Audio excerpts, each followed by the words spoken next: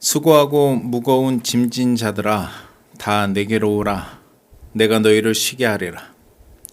나는 마음이 온유하고 겸손하니 나의 멍에를 메고 내게 배우라. 그리하면 너희 마음이 쉼을 얻으리니 이는 내 멍에는 쉽고 내 짐은 가벼움이라 하시니라. 어떤 사람은 삶의 무게를 잘 감당하는 이들도 있지만 그 무게에 짓눌려서 지칠 대로 지쳐 있는 사람들도 있습니다. 왜 그렇게 지쳐 있고 눌려 있는 것일까 나누면서 우리의 삶에 고침을 받아서 쉼을 얻기를 간절히 축원드립니다. 왜 그렇게 지쳐 있는 걸까요? 왜 그렇게 지치게 되는 걸까요? 제가 전번 주 설교에 제 얘기를 간단히 했잖아요. 제가 개척하고 굉장히 스트레스를 이제 많이 받는데 내가 왜 이렇게 스트레스를 받나 보면 성도들이 속을 새겨서 스트레스를 받는 게 아니라 내 스스로 그 부담감과 무게감 때문에 굉장히 스트레스를 받더라고요. 그래서 내가 왜 이렇게 스트레스를 받는가 해서 나 자신을 이제 돌아본 결과 나 자신에 대한 평가를 내가 스스로 너무 높게 평가하고 있구나. 왜냐하면 교회를 개척하기 전에 하나님께서 저를 통해서 행하신 일들이 이제 있었잖아요. 그러다 보니까 제가 나는 할 수 있다. 나는 할 수 있다는 어떤 자신감 때문에 교회를 이제 개척하면 금방 부흥하게 될 것을 제가 믿어 의심치 않고 그 확신 가지고 자신 있게 이제 설교를 하고 그렇게 했었는데 제 기대와는 다름으로 제가 스트레스를 받잖아요. 그래서 결국 제 주제 파악을 하고 나 자신에 대해서 평가를 내가 높이 하고 있구나. 그러니까 한마디로 그걸 한 단어로 이제 줄이면 교만. 하나님이 나를 통해서 저를 통해서 어떤 일을 행하셨다면 하나님이 행하신 건데 내가 착각하고 있었구나. 그래서 마음을 좀 낮추니까 똑같은 상황인데 제가 편해졌다고 말씀드렸잖아요. 왜 그렇게 우리가 지치게 되는 걸까? 우리의 삶이 그 첫째는 내가 하려고 하기 때문이에요. 내 힘으로. 그리고 두 번째는 그 결과에 승복하기 어려워서 지쳐 있는 겁니다.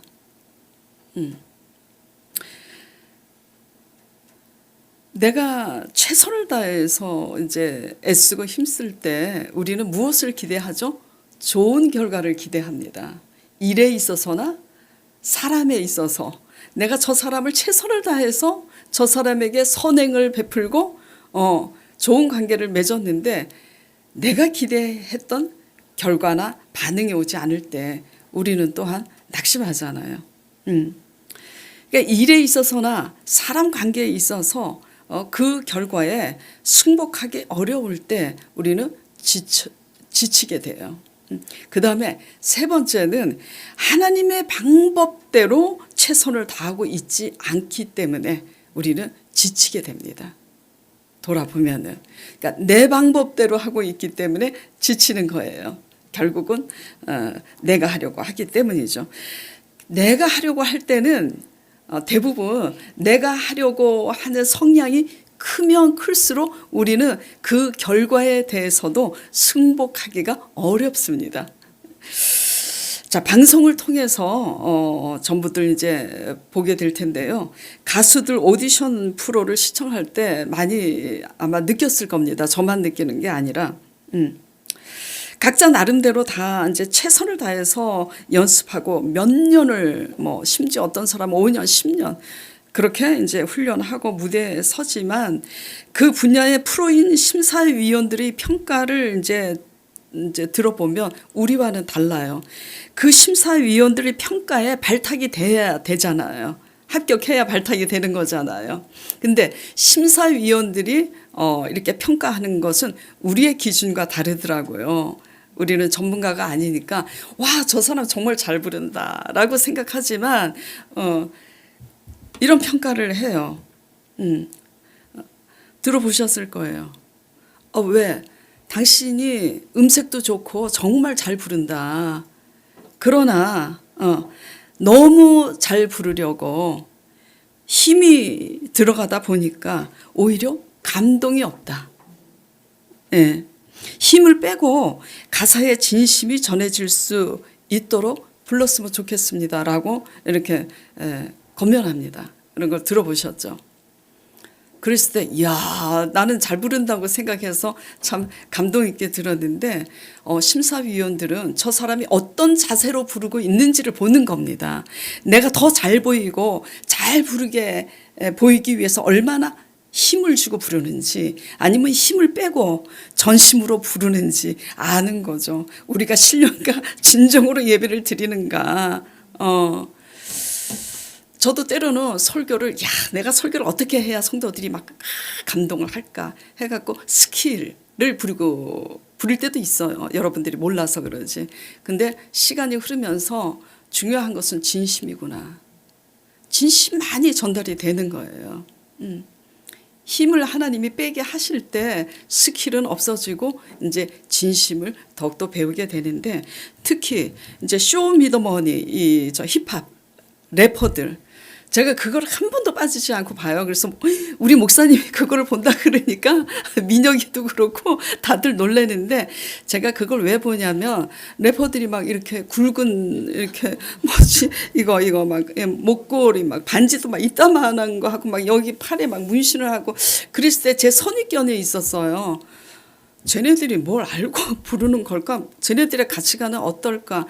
그랬는데 그 래퍼들을 발탁하는 그 심사위원 애들이 그런 이제 옷차림과 행색을 하고 있는데, 그 말투를 들어보면 깜짝깜짝 놀라요.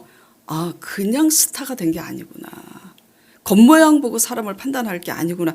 그래서 이상하게 쇼미더머니를 1회서부터 계속 보게 된 거예요. 빠지지 않고.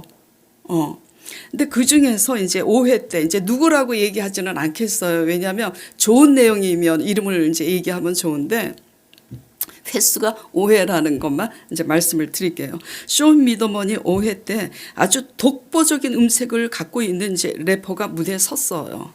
근데 결과는 정말 매료될 만한 그런 이제 독보적인 음색을 갖고 있어요. 근데 결과는 칭찬을 듣지 못합니다. 근데 중요한 것은 그 심사위원이 칭찬하지 않는데 그 래퍼가 변명을 하는 거예요. 변명을 하고 이제 이런 말 저런 말 많아요. 근데 되게 쇼킹한 것은 그 심사위원이 이렇게 단호하게 지적을 합니다. 제발 아무 말도 하지 마세요. 제발 아무 말도 하지 마세요. 그 입 다물라고.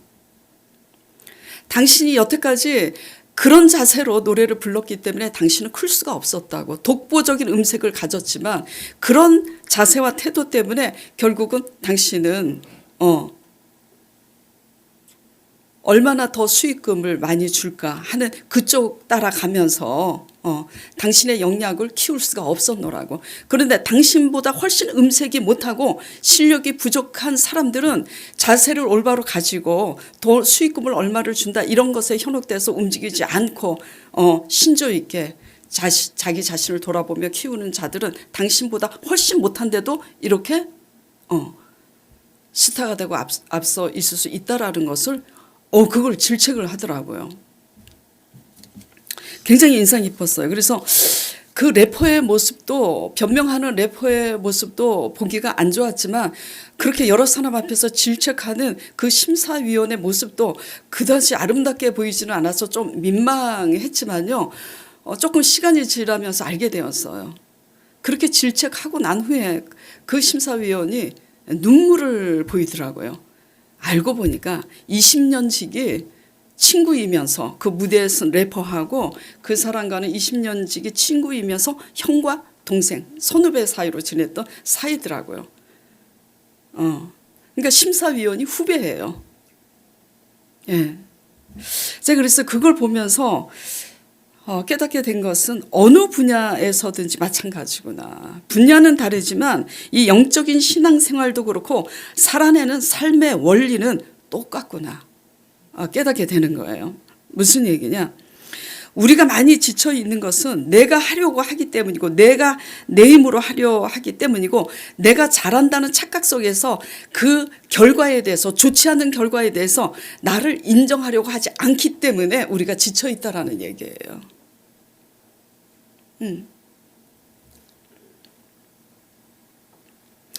내가 최선을 다해서 일을 하지만 그 결과까지도 내가 원하는 대로 주관하려고 하는 태도 때문에 우리는 스스로 지쳐 더 있게 된다는 얘기죠.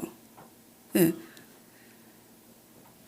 제가 그래서 나 자신에 대해서 너무 높이 평가하는구나, 착각하고 있구나, 그 주제를 깨닫고 나니까 좀 내려놓고 나니까 편했다 그랬잖아요. 네. 최선을 다했지만 그럼에도 칭찬이 따라오지 않고 수욕이 따라오고 선발이 되지 못했다면 그 결과에 깨끗이 승복하고 자신을 돌아봐야 되는 거죠. 이걸 인정하면 우리가 성숙해질 수 있고 그 분야에서도 발전해 갈 수 있는데, 이 사실을 인정하기 싫어하면 구질구질해지고 삶이 지치기 마련이죠. 스스로 지치기 마련인 겁니다. 발전해 갈 수가 없는 거예요. 맨날 자기 자신을 인정하지 않는 그 구질구질한 그 모습에서 쳇바퀴 돌듯이 도는 거예요. 이스라엘 백성들이 계속 남 탓하고 상황을 원망하고 구질구질하게 그렇게 하면서 그냥 광야에서 쳇바퀴 돌다가 약속하신 가나안 땅에 들어가지 못하는 이스라엘의 자세와 똑같은 거죠. 그 자세가. 자, 본문 29절 보겠습니다.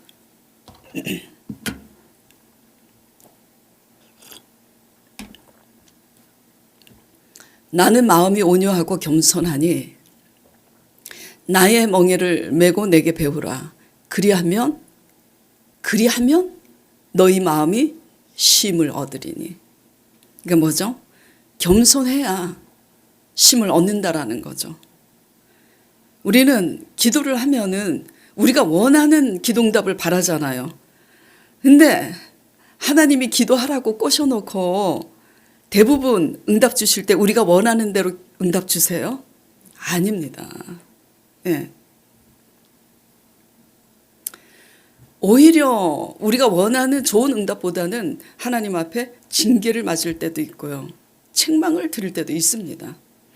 사람과의 관계도 마찬가지고, 그럴 때 우리 마음이 온유한 게 뭐죠? 길들여졌다라는 거죠. 길들여진 짐승은 좋은 주인 밑에서 애완견이 될 수 있어요. 호강하고. 그러나 싸나운 짐승은 애완견이 될 수 없습니다. 홀로 광야에서 힘들게 살아가야지 돼요. 길들여지지 않는, 온유하지 않는 싸나운 짐승은. 마찬가지예요. 우리 사람도 마음이 온유하고 겸손하면은 쉼을 얻습니다. 우리가 원하지 않는 결과에 승복하는 성품이기 때문에 쉼을 얻는다라는 거죠. 저나 여러분 모두 마음의 자세와 태도가 교회 다니면서 뭘 열심히 한다, 늘 말씀드리지만 그것도 중요하지만 그것보다 더 중요한 게 뭐라 그랬어요? 우리의 살아내는 태도와 자세라고. 예. 저와 여러분 모두 마음의 자세와 태도가 온유하고 겸손하지 못해서 지쳐 있는 것은 아닌지 돌아보시길 바랍니다. 예. 이런 삶의 태도와 자세는 일의 문제에 있어서도 마찬가지고 사람의 관계에서도 마찬가지예요. 일에 있어서도 그 결과에 승복하지 못할 뿐만 아니라 사람의 관계에서도 사람의 겉면에 승복하지 못합니다. 예. 사람을 겉면을 이제 해도 잘 들으세요. 이게 되게 중요한 겁니다. 수고하고 무거운 짐과 무슨 연관이 있을까? 연관이 있어요. 사람을 겉면할 때 잘 듣는 사람이 있고 듣지 않는 사람이 있어요. 귀가 있어도 듣지 못하는 귀입니다.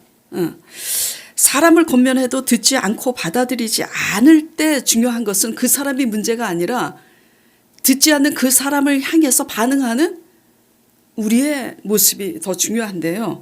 과연 상대방한테 권면할 때 친구하고 관계나 직장 안에서나 교회 안에서나 가족 관계에서나 우리가 상대방에게 권면할 때 상대방이 잘할 때 권면합니까? 잘못할 때 권면하죠. 그래서 잘못할 때 이제 권면하고 책망하게 되는데요. 조심스럽게 권면을 해도 상대방이 인정하려 들지 않을 때 가장 답답합니다. 그래요, 안 그래요? 소통이 되면 아무리 대골 같은 집에 살아도요, 또 부모 자식 간에도요, 소통이 돼야 행복합니다. 근데 소통이 안 되면 정말 답답해요. 근데 그래서 받아들이지 않는다고 이제 그것에 대해서 이제 화가 나고 다투고 싸우게 되면 지치는 거예요. 이게 무슨 얘기냐? 상대방이 잘못했을 때 권면했는데 듣지 않아. 들으면 다행인데 듣지 않아. 그럼 어떻게 해야 돼요? 들어 먹을 때까지 잔소리해야 되죠. 아니라는 거죠. 마땅히 해야 할 말을 해야 하지만 듣지 않을 때는 내려놔야 됩니다. 누구에게 맡겨야 되는 거예요? 하나님께 맡겨야 되는 거예요. 근데 내 힘으로 우리는 이기려고. 왜 내 말을 듣지 않아? 이래서 힘들다니까 내가? 막 얘기해. 근데 안 듣습니다. 싸워서 이겨보려고 싸워보기도 합니다. 이겨요? 이런 거. 정말 그 사람을 위한다면 하나님께 맡겨야 돼요. 그런데 화가 나고 심지어 더 나아가서 싸우고 다투게 되는 것은 그 결과까지 그 사람이 반응하는 것까지 내가 이끌어내려고 내가 원하는 대로 이끌어내려고 하는 마음이 강하기 때문에 그렇게 된다라는 거죠.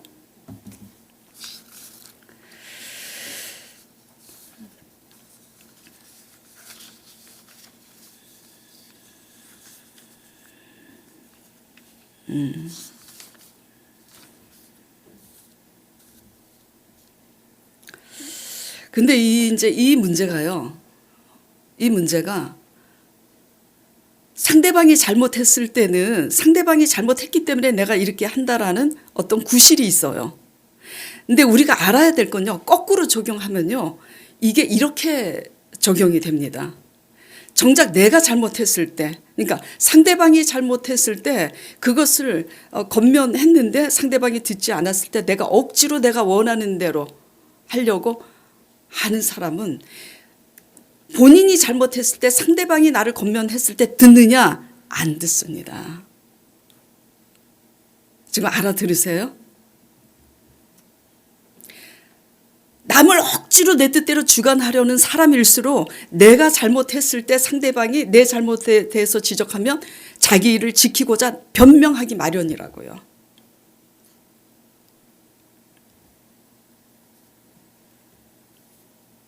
이게 뭐죠? 주체가 누가 되어 있기 때문에 그러죠? 주체가? 우리 자신이 주체가 되어 있기 때문인데요.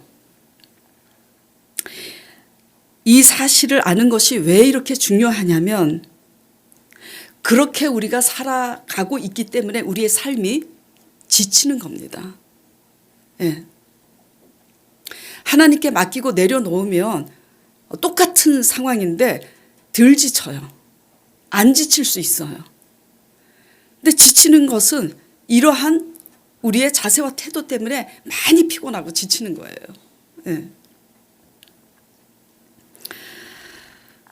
그러니까 그렇게 살고 있기 때문에 지쳐 있을 수밖에 없고 그런 자세로 살고 있기 때문에 뭐죠? 마음에 자유가 없는 거예요.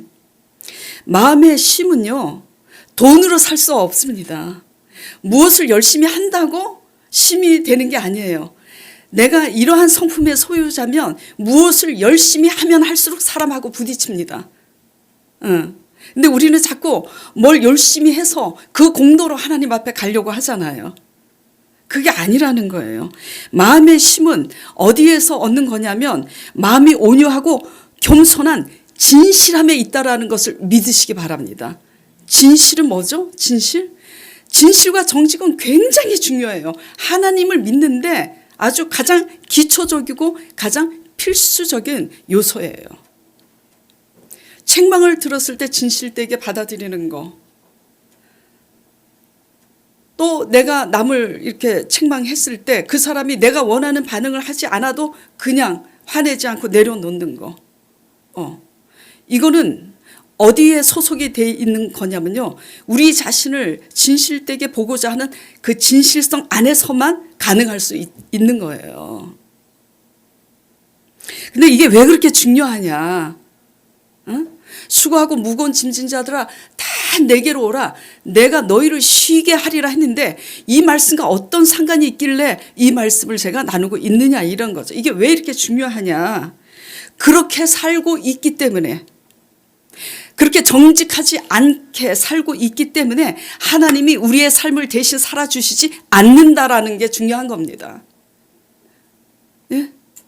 하나님이 여러분의 삶을 대신 살아주시기 원하시잖아요. 그렇죠? 기적이 일어나기를 원하시잖아요. 일은 누가 한다고 그랬어요? 일은 하나님이 하십니다. 그럼 우리 일은 뭐예요? 하나님의 말씀 앞에 정직하게 올바르게 반응하는 게 우리의 일이에요. 아버지 말씀을 믿고 순종하는 게 우리 일이고, 믿고 순종하는 거의 기본과 기초는 정직한 겁니다. 정직하지 않은 이상 믿음에 이룰 수가 없어요. 그래서 하나님의 말씀 앞에 정직할 사람은 사람과의 관계에서도 정직하기 마련이에요. 이럴 때 하나님은 그것을 보고, 그러한 삶의 태도를 보고 하나님은 우리 삶의 심사위원이 되셔서 우리를 발탁하는 거예요. 우리의 실력이 아무리 뛰어나도 우리 모습에 대해서 변명하고 교만하고 이렇다면은 그 심사위원, 그 래퍼를 발탁하는 심사위원이 그를 인정하지 않는 것처럼, 우리의 삶을 지켜보시고 복 주시고 상 주시는 심사위원은 누구예요? 하나님 아버지잖아요. 우리가 똑똑하고 유능하다고 하나님께 발탁이 되는 게 아닙니다. 우리가 똑똑하다고 뭘 잘했다고 하나님께 인정받는 거 아니라는 것을 유념하시기 바랍니다. 덜 똑똑하고 덜 유능해도 하나님 보시기에 자세가 올바르면 하나님이 키워주시고 하나님이 발탁하세요. 유능하면서도 자세가 올바르면 뭐 더 말할 나위가 없지만, 신앙이 무엇이라고 생각하세요? 네이버 백과사전 찾아보세요. 되게 신기합니다. 신앙 그대로 읽어볼게요. 하나님 얘기가 나옵니다. 신앙에. 신앙은 하나님을 믿고 하나님의 가르침을 지키며 그 말씀에 순종하는 것이다. 그러므로 신앙은 사람이 주체가 되는 것이 아니라 하나님이 주체가 되는 것이다. 그러므로 스스로의 힘으로 가지는 것이 아니라 하나님이 주시는 은혜로 생기는 것이다. 다들 돌아가셔서 네이버 백과사전 찾아보세요. 제가 설교하기 위해서 만든 게 아닙니다. 예. 그러므로 신앙은 주인 되신 하나님께 맡기는 것이 신앙이에요. 맡기는 것은 뭐죠? 결과가 나쁘든 좋든 그거에 승복하는 게 맡기는 거예요. 맡겼는데 결과가 나쁘다고 마음에 안 든다고 승복하지 않으면 그게 맡기는 거예요? 아니죠. 그래서 우리의 삶이 피곤하고 지치는 겁니다. 예. 그래서 우리의 자아가 못나고 강할수록 너무 힘들고 지치는 거죠. 스스로. 우리가 주체가 되면 주체가 되는 만큼 맡기지 못할 뿐만 아니라 승복하지 않습니다. 절대로. 왜? 내가 주체가 되니까 계속 내 말을 할 뿐이에요. 나는 부득이 사울 왕이 그러잖아요. 왜 이렇게 했냐고. 사무엘 선지자가 책망을 하는데도 불구하고 뭐라 그래요? 내가 부득이. 그래서 결국 어떻게 돼요? 내가 너를 버리노라고 하나님이. 예. 그럼 우리는 그럼 무엇을 믿어야 되느냐? 신앙이 이제 이런 것이라는 그 정의를 깨달았다면, 일은요 하나님이 하신다는 것을 우리는 누누이 제가 말씀을 드리는 것은 일은 하나님이 하신다는 것을 믿어야 돼요. 그러니까 이게 무슨 얘기냐면 내 힘으로 하려고 하기 때문에 지칩니다. 에어컨 좀 켜도 될까요? 그러니까 일을 하지 말라는 뜻이 아닌 거죠. 일을 하되 내 힘으로 자꾸 하려는 사람은 그 결과까지도 내가 주관하려고, 결과까지도 내가 주관하려고 하니까 자꾸 변명이 많고 막 내 입장에서 설득하려는 것이 이제 나오기 마련이죠. 자, 일을 그와 마찬가지로 이 일은 하나님이 하신다는 이 말씀은 뭐냐면 일의 결과를 하나님이 지고 계시다라는 거예요. 일의 결과를. 제가 그 잠언 말씀 읽어보도록 할게요.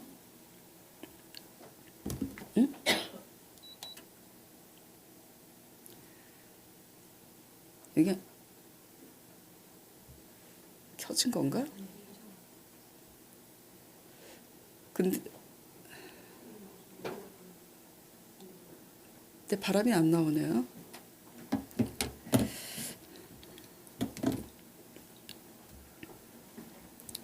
자, 잠언 16장 1절에서 3절까지 이제 쉬운 성경으로 제가 읽어 드릴게요. 마음의 계획은 사람이 세우지만 그 일을 이루시는 분은 하나님이시다. 그 사람의 행위가 자기 보기에는 모두 깨끗하여도 여호와께서는 마음을 살피신다. 어떤 마음으로 하는지. 너의 일을 여호와께 맡기라. 그러면 너의 계획이 성공할 것이다. 성공과 실패 여부는 누구한테 달려 있다고요? 하나님께 달려 있어요.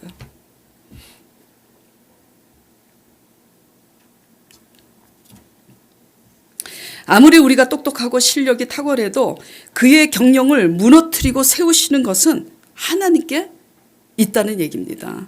예.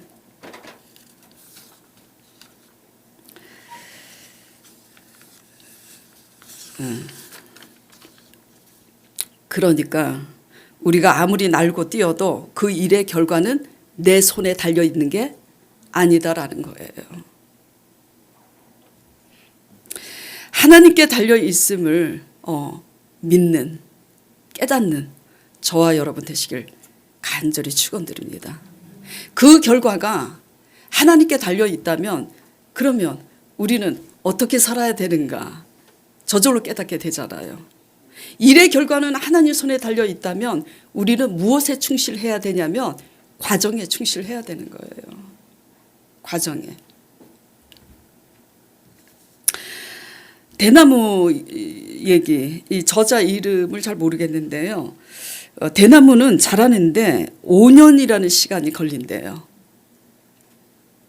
근데 되게 재밌는 것은 이 대나무는 하루도 거르지 않고 땅에 이제 물과 거름을, 대나무가 크기까지 하루도 거르지 않고 땅에 물과 거름을 줘야 하는데 그 대나무가 5년이 될 때까지는 자라질 않는데요. 자라지 않는데 계속 물과 거름 주는 게 쉬워요, 어려워요? 답답하죠. 보이는 게 없으니까.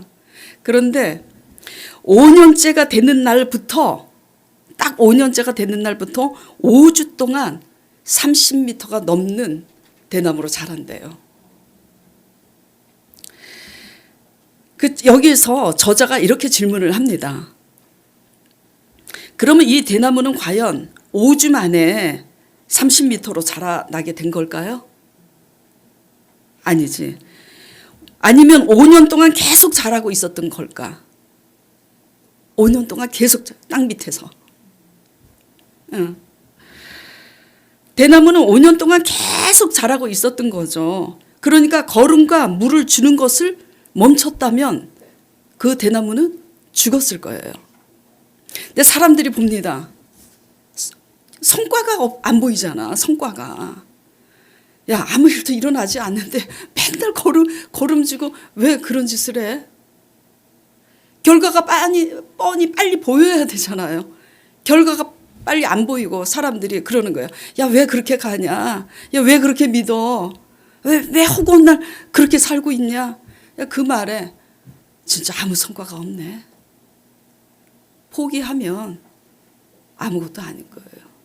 대나무가 5년째 그렇게 클 것을 믿어 의심치 않다면 5년 동안 신실하게 날마다 물과 거름을 줘야 되는 일을 멈추지 말아야 하는 거죠.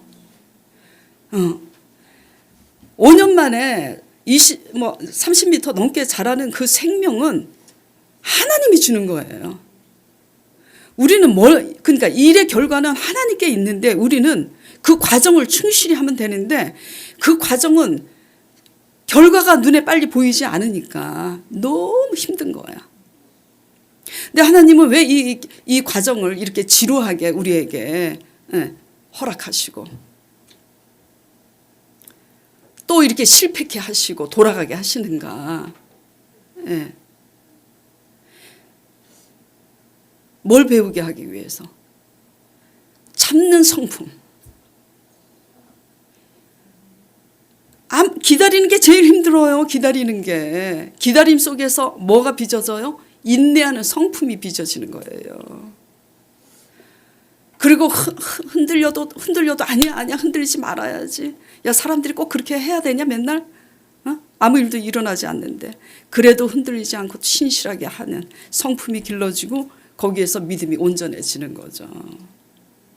그래서 그런 지루한 일상 속에서 하나도 어떤 성과도 보이지 않는 지루한 일상 속에서 하나님이 우리를 그냥 내버려 두시는 이 광야 훈련은 우리의 성품을 연단하시고 우리의 믿음을 온전하게 하심으로써 하나님께 내가 주체가 되지 않고 하나님께 맡기는 성품으로써 하나님께 맡기는 믿음으로써 우리를 그렇게 빚으시려고 그렇게 하신다라는 거 믿으시고 잘 인내하시기 바랍니다.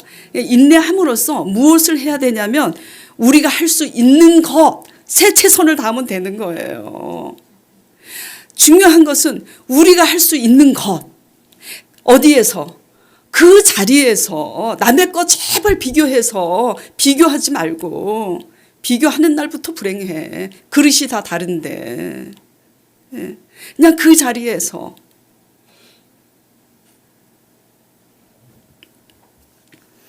그러니까 우리가 꿈꾸고 있고 우리가 원하는 결과 성과보다 더 중요한 것은 뭐예요? 그러니까 날마다 신실하게 물과 거름을 주고 있는 사람인가가 더 중요한 거예요.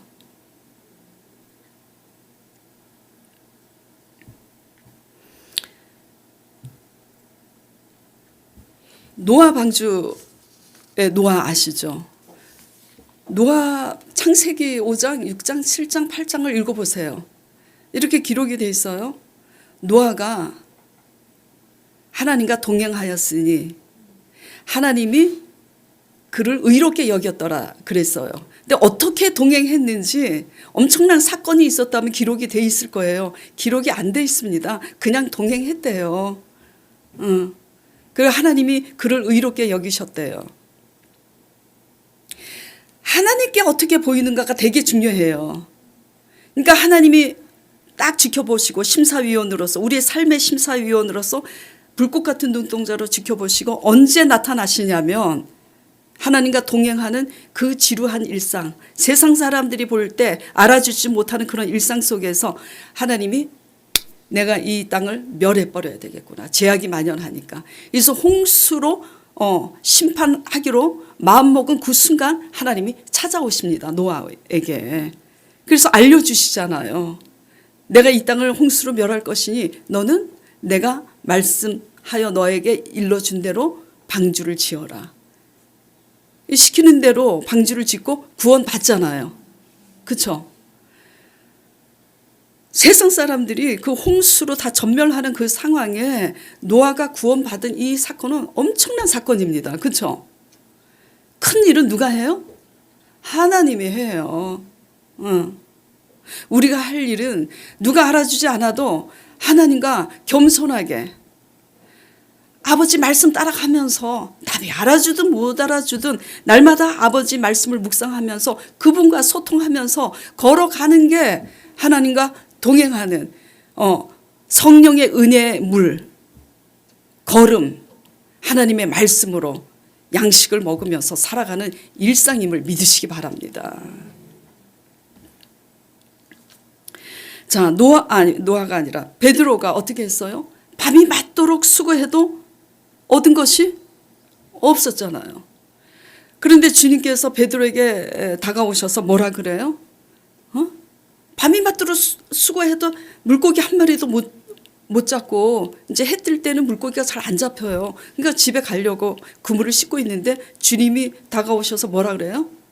깊은 곳에 가서 그물을 내리라고. 베드로가 내가 어부인데 당신이 하나님의 아들일지라도 저는 어부인데 어부의 상식과 노하우로 뭐 말이 많고 그 누구지? 쇼미더머니의 오해 때 나온 그 래퍼처럼 자기 변명과 말이 많으면 그 말씀대로 그물을 내리겠어요? 근데 자기의 생각과 자기의 노하우를 딱 접고 시키는 대로 순종하니까 어떻게 됐어요? 그물이 찢어지도록 물고기가 잡혔잖아요. 그러니까 우리의 수고의 결과가 우리 손에 있지 아니하다라는 것을 지금 말씀드리는 거예요. 네. 오병이의 기적도 그래요. 오병이요. 그러면 물고기가 2마리야? 떡이 5개 어떻게 되는 거예요? 뭐 알아서 잘 들으시고요. 오병이의 기적에서도 빌립은 똑똑해.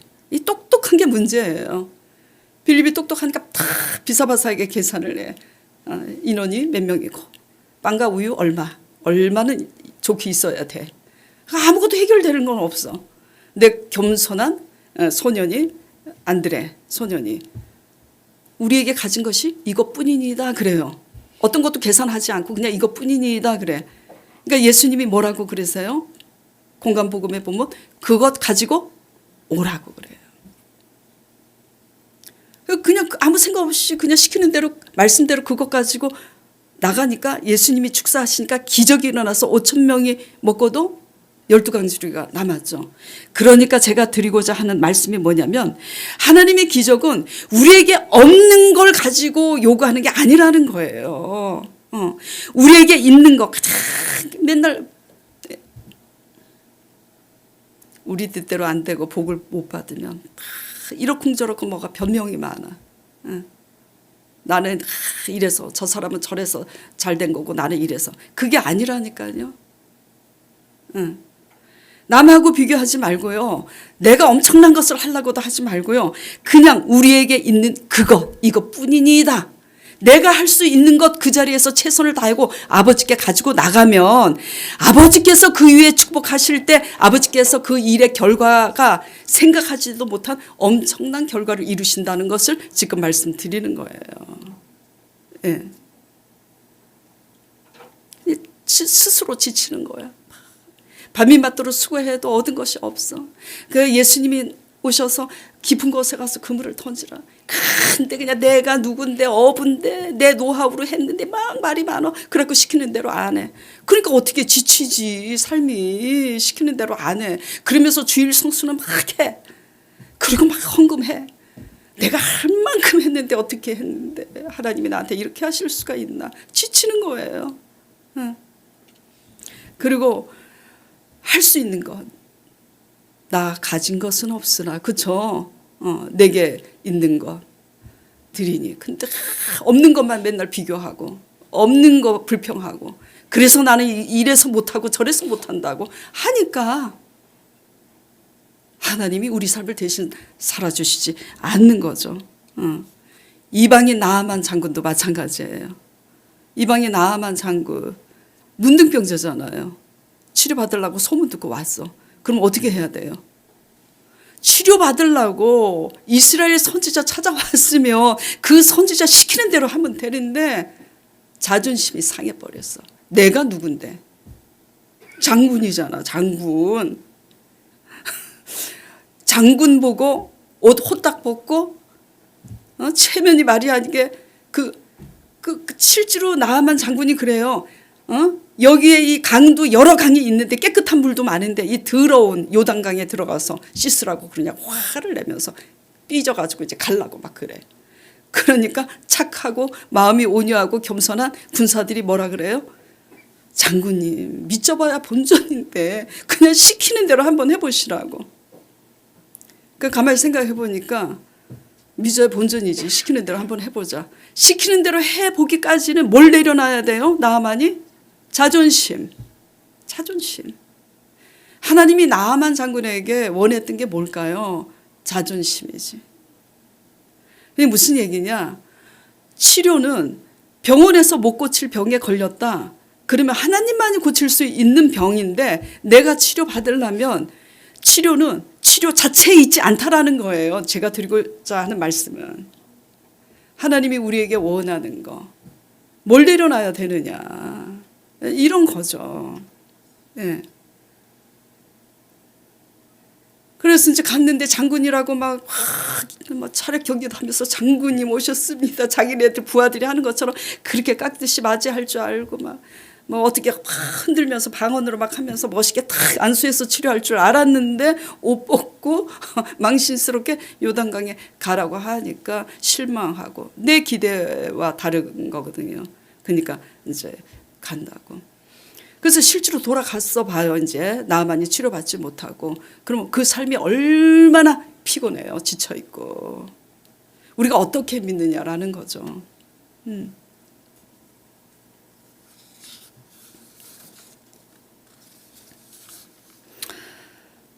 그래서 수고하고 무거운 짐진 자들아 다 내게로 오라. 내가 너희를 쉬게 하리라.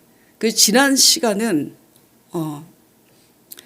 내가 하려고 하기 때문이고 그 결과까지도 내가 주관하려고 승복하지 않는 태도 때문이고 하나님 방법대로 최선을 다하지 못하기 때문이다. 이게 원칙인데 이걸 먼저 말씀드리지 않고 지난주에 이걸 말씀드린 것은 바로 우리 안에 있는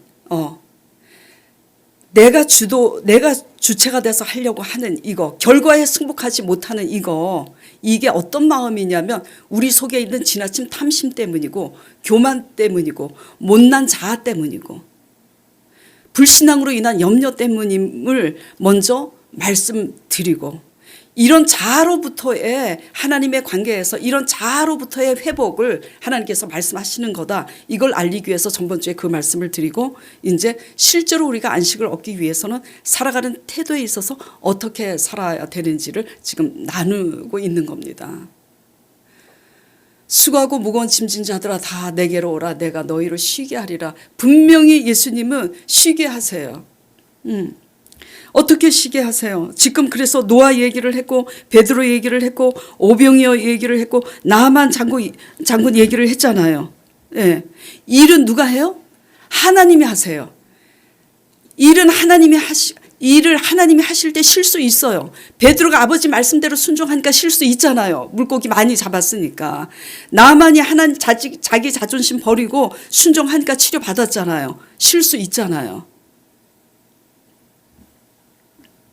우리의 생각과 경험을 내려놓고 맡길 때 이것이 뭐냐면 예수 그리스도께서 하나님 아버지의 뜻에 순종하고자 당신의 감정과 당신의 생각을 다 부인하고 십자가에 못 박아 그 죽음의 잔을 마셨을 때 하나님이 살리셨잖아요. 그와 같이 우리의 생각과 내 자아의 생각 이런 것들을 내려놓고 하나님 말씀에 순종할 때 하나님이 그 큰 일을 이루심으로 하나님이 일하시는 그 하나님을 경험하게 될 때 우리는 쉼을 누릴 수 있다라는 겁니다. 근데 우리의 생각, 우리의 경험을 버리는 게 하나님 보시기에 온유하고 겸손한 성품이에요. 인간적으로 뭐 얌전한 그게 온유하고 겸손한 성격이 아니라.